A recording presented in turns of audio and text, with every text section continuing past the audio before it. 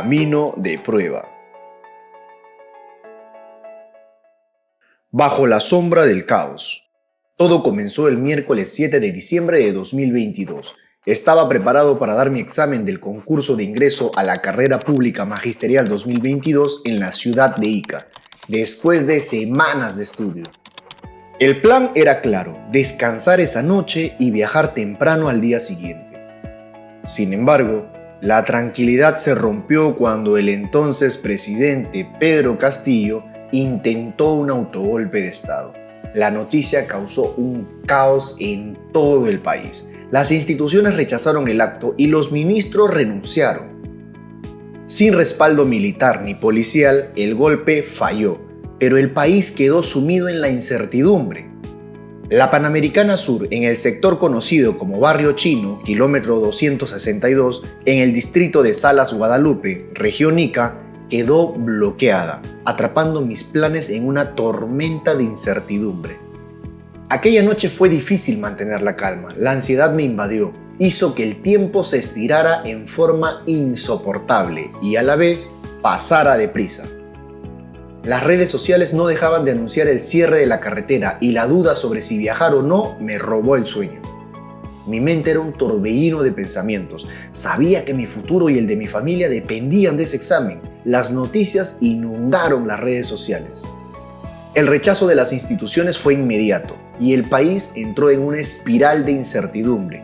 Mientras las calles se llenaban de tensión, la ansiedad crecía dentro de mí como una marea incontrolable. El viaje a Ica, que hasta ese momento parecía llano, se convirtió en un desafío casi imposible. ¿Cómo llegar? ¿Valía la pena arriesgarlo todo? La noche avanzaba y el sueño se volvió un lujo inalcanzable. A las 2 de la mañana del día siguiente, mi padre, que había notado mi angustia, se acercó y me dijo: Hijo, creo que deberías irte ahora. No podemos esperar más. Su voz, aunque tranquila, escondía la preocupación que ambos sentíamos. A pesar de la oscuridad que cubría el cielo, nos montamos en su moto lineal y nos dirigimos al terminal de buses.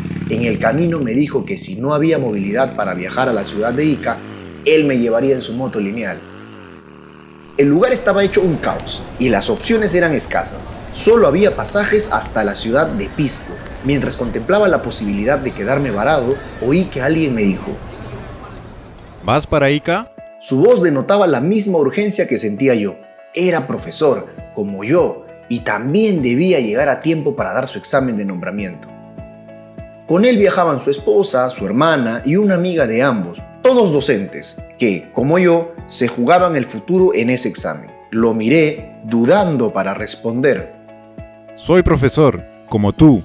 Mi esposa también es docente y tenemos que llegar para el examen de nombramiento. No podemos fallar. Su determinación era palpable y por un momento sentí que quizás no estaba solo en esta lucha. ¿Qué dices? ¿Te animas? Insistió y antes de que pudiera responder, otra profesora que estaba cerca se adelantó. Yo voy con ustedes, exclamó con un destello de decisión en los ojos. Me tomé un segundo mirando a mi padre, quien asintió en silencio. «Voy con ustedes», dije finalmente, sintiendo cómo el peso de la decisión se asentaba en mis hombros y, en mi mente, mi esposa y mi hijo. Decidí aceptar la oferta. Sabía que el viaje era arriesgado, pero la determinación en los ojos de ese profesor me convenció. Nos apretujamos 4 personas en la parte trasera del auto, desafiando la incomodidad y el miedo, cada una con sus propios temores y esperanzas. Con el corazón acelerado y la cabeza llena de preocupaciones, me despedí de mi padre. Su mirada era una mezcla de preocupación y orgullo. Cuídate, hijo, murmuró antes de que nos separáramos. Así, bajo la sombra de un país en crisis, emprendimos nuestro viaje hacia Ica, sin saber lo que el camino nos depararía. Sabía que el viaje era peligroso, que estábamos desafiando las reglas y el sentido común, pero no había vuelta atrás. El camino desconocido. Ya en el auto, con 5 personas de las que hasta el día de hoy no sé sus nombres ni si lograron su nombramiento, pero muy agradecido con ellas, iniciamos nuestro viaje de Chincha a Ica. A través de las redes sociales nos indicaban que la carretera por la planta de aceros Arequipa en Pisco estaba bloqueada y no había pase. El profesor, con una mirada decidida, dijo: Creo que vamos a tener que entrar por Pisco Playa, pasar por San Andrés y salir por Paracas. Desde allí retomaremos la Panamericana Sur para seguir nuestro rumbo a Ica. El plan parecía funcionar. Hasta ese momento pasamos un centro poblado llamado Pozo Santo y nos sentimos contentos. La carretera Panamericana Sur estaba libre, sin tráfico ni bloqueos. Pero esa tranquilidad se desvaneció al llegar al asentamiento humano Barrio Chino. La carretera estaba bloqueada y frente a nosotros se extendía una cola interminable de autos. Los pocos que intentaban pasar recibían ataques con piedras o les reventaban las llantas. No podemos quedarnos aquí. Dijo el profesor con urgencia. Ya son las 4 de la mañana y el examen empieza a las 8. Necesitamos actuar rápido.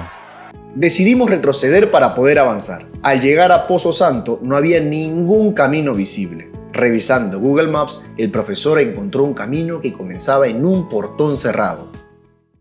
Buscamos al encargado para que nos abriera, pero no había nadie. Finalmente, una de las profesoras, con determinación, empujó el portón y se abrió.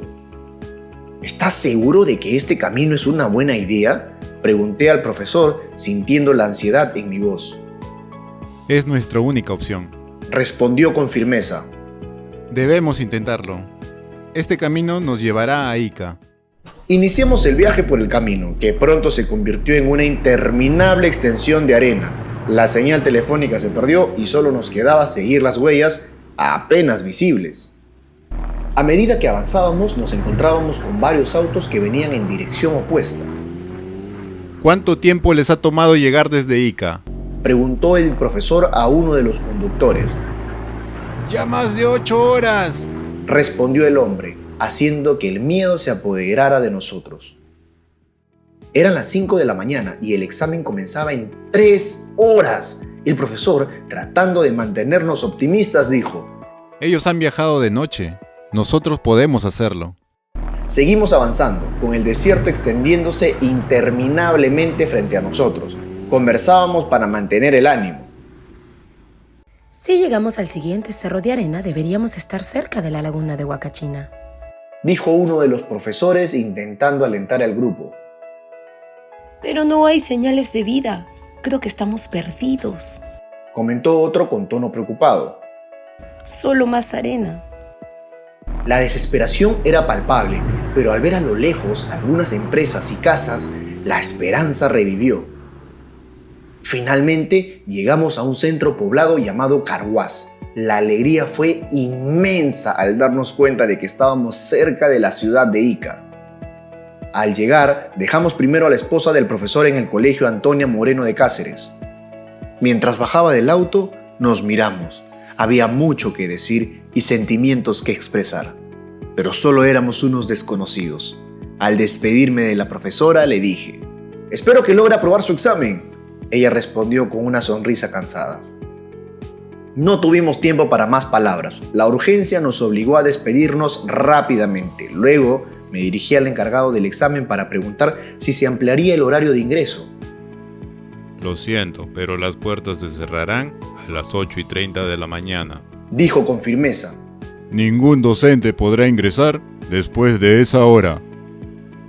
Con la presión en aumento, nos apresuramos. El profesor tenía que rendir su examen en el colegio San Luis Gonzaga y yo en un colegio del distrito de La Tinguiña. Nos despedimos con un adiós que fue un hasta nunca, pero lleno de gratitud y sin saber siquiera sus nombres.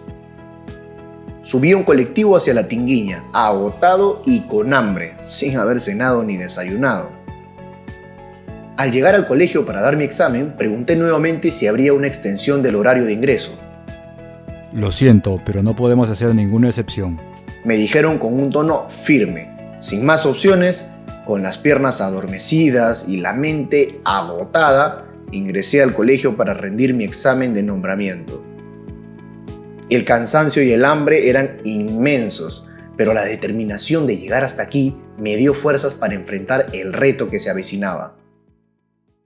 La prueba y el regreso. Como me habían informado que no habría ampliación en el horario de ingreso, me apresuré a ingresar. Al llegar al aula, noté que no estaba completa. Más del 50% de los docentes aún no habían llegado. La sala estaba llena de murmullos y el ambiente era tenso. Mientras esperaba, una noticia tranquilizadora llegó. El inicio del examen se ha ampliado hasta las 11 de la mañana, debido a que muchos docentes no pueden llegar a sus locales por los bloqueos y protestas en las carreteras, anunció un coordinador con una voz que intentaba ser alentadora. El sueño y el hambre eran abrumadores. Solo podía tomar agua y utilizar los servicios higiénicos, ya que no estaba permitido salir del colegio. Cada 10 minutos llegaban docentes exhaustos. Les preguntaba cómo habían logrado pasar por Barrio Chino.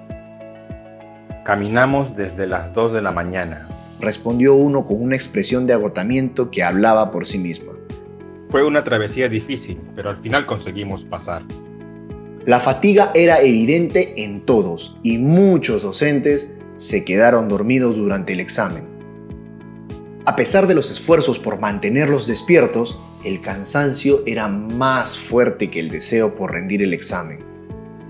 En mi mente, me repetía que debía aprobar el examen.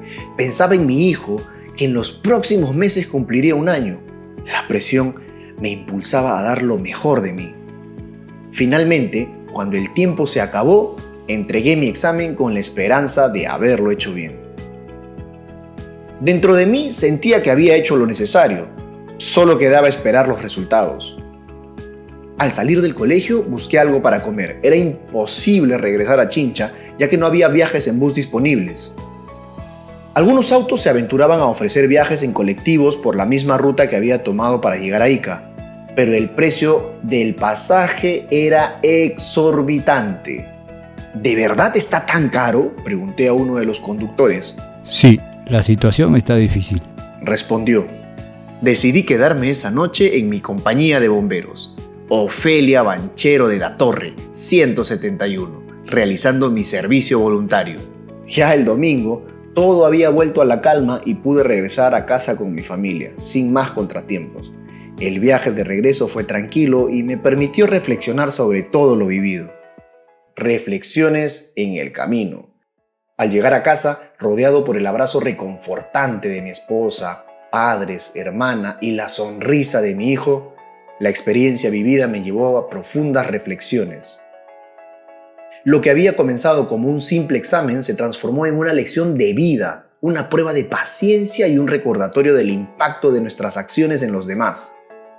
Los bloqueos en las carreteras y las protestas que enfrentamos no solo afectaron nuestro viaje, sino que expusieron un problema más amplio, la necesidad de respetar los derechos de los demás.